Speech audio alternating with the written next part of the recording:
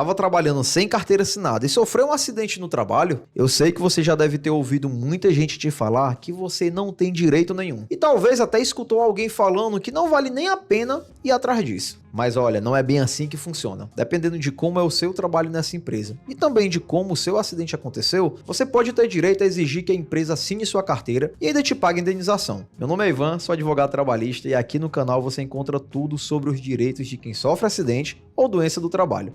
Então já se inscreve para ficar sempre por dentro dos seus direitos. Aqui neste vídeo eu vou mostrar todos os direitos que você pode ter ao sofrer um acidente quando estava trabalhando sem carteira assinada. Muita gente acha que ao trabalhar sem carteira assinada não tem direito a nada, mas isso nem sempre é verdade. Isso porque a lei diz que quando você trabalha igual um funcionário e a empresa não assina sua carteira, você pode entrar com um processo contra ela e exigir que ela te registre e ainda pague todos os seus direitos trabalhistas. Mas para isso acontecer, você precisa ter trabalhado igual um funcionário comum. E assim, gente, a lei é bem clara em relação a isso, tá bom? Todas as empresas são obrigadas a registrar seus empregados. Isso quer dizer que mesmo que você tenha aceitado trabalhar sem carteira assinada, a responsabilidade de te registrar é da empresa. Então, se você trabalha igual um funcionário, com salário, com horário para entrar e sair e seguindo as ordens do seu chefe, você tem direito a ser registrado. E se a empresa não te registrou, ela está descumprindo a lei. Nesse caso, você pode sim exigir na justiça que essa situação seja regularizada. Ou seja, você pode pedir que a empresa assine sua carteira e pague todos os seus direitos trabalhistas que não foram pagos durante o tempo que você trabalhou lá. Como, por exemplo, suas férias, o 13º salário e o FGTS. Certo, a gente viu que mesmo sem carteira assinada, se na prática você era um funcionário, pode ter todos os direitos da CLT. Mas e como fica a questão do acidente de trabalho? Primeiro, você precisa entender que vai ter os mesmos direitos de um empregado registrado quando sofre um acidente de trabalho. O problema é que você vai ter mais dificuldade para conseguir esses direitos, porque você vai precisar provar que era funcionário da empresa e também que sofreu esse acidente. Mas fica tranquilo que a seguir eu vou te mostrar de forma detalhada todos os direitos que você pode ter, as condições de cada um deles. Mas antes, eu preciso te dizer que aqui no canal a gente publica toda segunda, quarta e sexta um vídeo novo sobre os direitos de quem se machuca ou adoece no trabalho. Então, se você ainda não é inscrito, já se inscreve e ativa as notificações. Assim você vai ficar sempre por dentro dos seus direitos. Agora, continuando aqui, eu vou entrar em cada um dos direitos que você pode ter. E os primeiros são indenizações por todos os danos que o acidente te causou. Indenizações no plural. A maioria das pessoas acha que só tem um tipo de indenização por acidente de trabalho. Mas na verdade, você pode ter 5 tipos diferentes de indenização. Indenização por danos morais, por danos estéticos, por danos existenciais, por danos materiais e por lucros cessantes. Mas para ter direito a qualquer uma dessas indenizações, a empresa precisa ser culpada pelo que aconteceu com você. Ela precisa ter culpa pelo acidente. A ideia aqui é pensar que a empresa fez algo que causou o acidente, ou então deixou de fazer algo e isso fez com que o acidente acontecesse. Vamos ver alguns exemplos que aí fica mais fácil para você visualizar o que eu estou falando. Imagina uma situação em que você foi contratado como pedreiro para trabalhar na construção de um prédio. Para fazer seu trabalho, você precisa subir ali na estrutura do prédio, que não está completa. Essa estrutura é bem alta, de 10 metros de altura.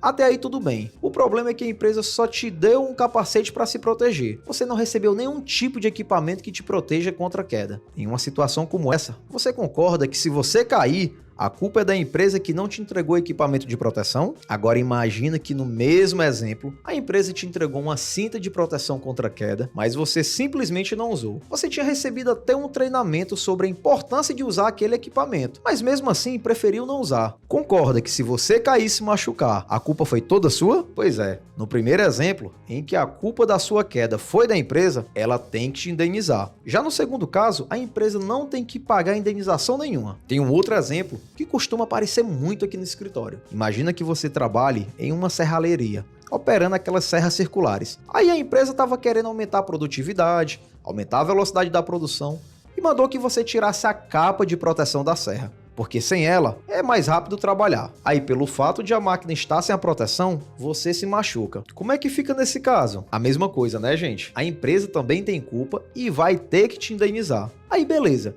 Digamos que você sofreu um acidente por culpa da empresa. Isso significa que você vai receber todas as 5 indenizações que eu falei? Claro que não. Vai depender de quais danos o acidente causou na sua vida. Pensa aqui comigo. Imagina que você sofreu um acidente de trabalho e torceu o pé. Ficou ali 2 meses de atestado e depois ficou 100%. Não teve nenhuma sequela. Faz sentido que você receba uma indenização por dano estético? Não, né? Tudo vai depender dos danos que você teve. Vamos entender aqui cada um desses danos para ficar mais claro. O primeiro e o mais comum é o dano moral. Os tribunais entendem que sempre que você sofre um acidente de trabalho, você sofre um dano moral, que está envolvido ali com a dor e o sofrimento que esse acidente causou na sua vida. Esse daqui, segundo os tribunais, se você sofreu um acidente, vai ter direito à indenização. Essa indenização é a única que não precisa provar mais nada, além do fato de que a empresa teve culpa pelo que aconteceu. Isso já não acontece com a indenização por danos estéticos. Como o nome já diz, para ter direito a essa indenização,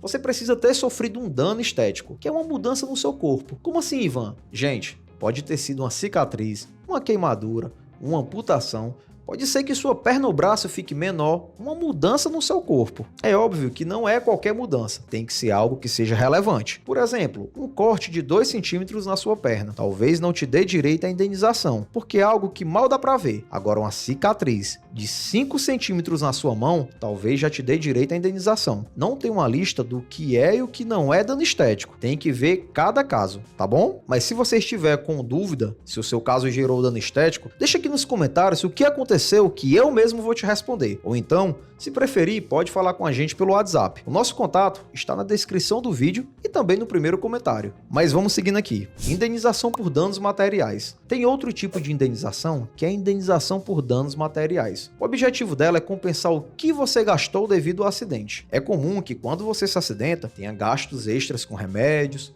consultas, exames. Dependendo do acidente, você pode ter que comprar até uma prótese. Esses gastos extras devem ser custeados pela empresa. Claro, isso só vai acontecer quando o acidente acontece por culpa dela. Aqui, para conseguir essa indenização, você também vai ter que provar que realmente teve esses gastos. Por exemplo, se você precisou pagar por um exame de raio-x, você vai precisar da nota fiscal ou do recibo desse exame, para mostrar que realmente o gasto existiu. Além de ter direito ao reembolso pelo que você gastou ou vai gastar com o acidente, você também pode exigir da empresa o que você deixou ou vai deixar de ganhar. Isso se dá através da indenização por lucros cessantes. Agora eu preciso que você pare tudo o que está fazendo e preste bem atenção. Isso porque essa indenização aqui é a que costuma pagar os maiores valores. Ela só vai ser devida para casos mais graves, quando o acidente te deixou mais tempo de atestado. É comum que em acidentes mais graves, você precise se afastar pelo INSS. Durante o tempo em que você estiver afastado pelo INSS, vai receber um benefício previdenciário, um valor mensal pago pelo INSS, mas não vai receber o seu salário. A questão é que quando o acidente aconteceu por culpa da empresa, você pode exigir que ela pague o valor do seu salário durante todo o período em que ficou afastado. Por exemplo,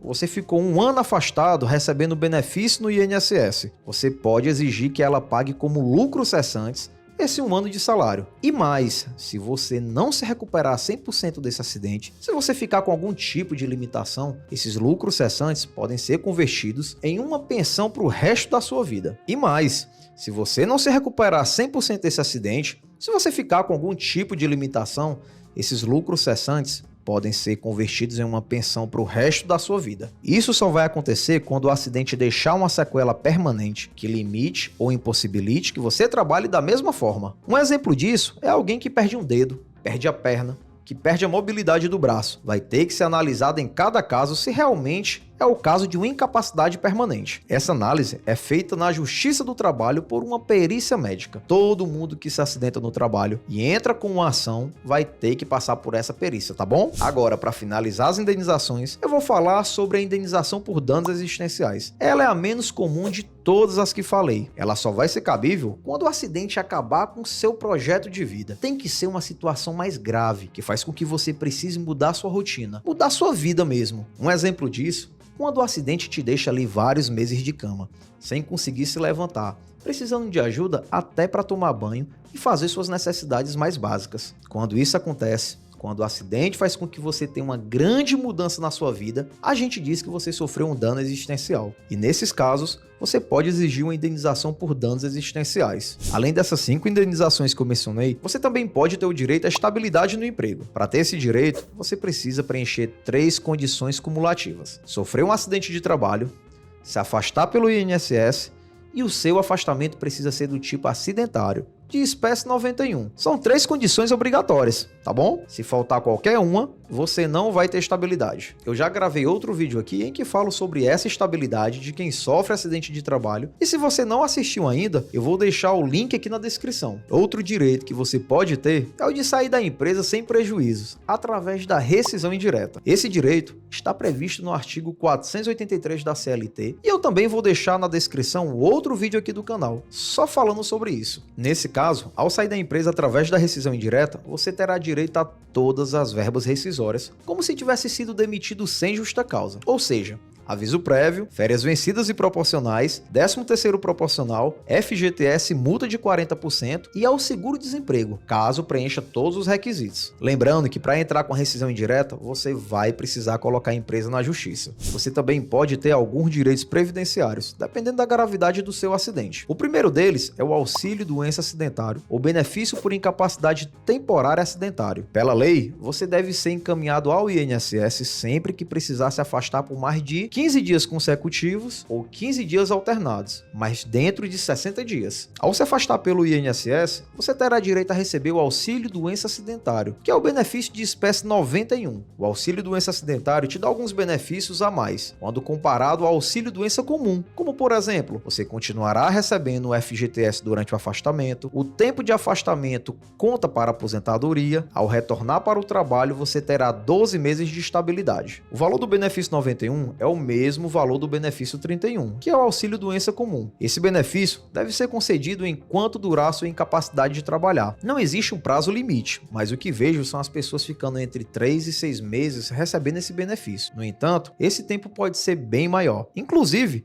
dependendo da gravidade do acidente, você pode sofrer uma incapacidade permanente, situação em que você poderá receber o auxílio acidente ou aposentadoria por invalidez. Outro direito previdenciário que você pode ter é o auxílio acidente, que muita gente confunde com o auxílio doença. O auxílio doença que eu falei anteriormente é um benefício temporário, você vai receber ali durante um tempo, enquanto estiver sem condições de trabalhar. Já o auxílio acidente é um benefício permanente pago pelo INSS. Ele será concedido sempre que você se acidenta e esse acidente gera uma perda de capacidade de trabalho permanente. Sabe aquilo que eu falei sobre o pensionamento? Então, a lógica é a mesma. A diferença é que no caso do pensionamento, quem paga é a empresa e depende da culpa da empresa. No caso do auxílio acidente, quem paga é o INSS e não importa de quem foi a culpa pelo acidente. Agora presta bem atenção aqui. Te mostrei os principais direitos de quem se acidenta no trabalho sem carteira assinada, mas para ter qualquer um desses direitos garantidos, você provavelmente vai precisar mover um processo contra a empresa que te causou esse problema. E para você aumentar as chances de conseguir esses direitos, é importante que você tenha provas fortes de como mostrar que estava trabalhando sem carteira assinada. E o mais importante, que você contrate um especialista para te ajudar. E para te ajudar com essas duas coisas,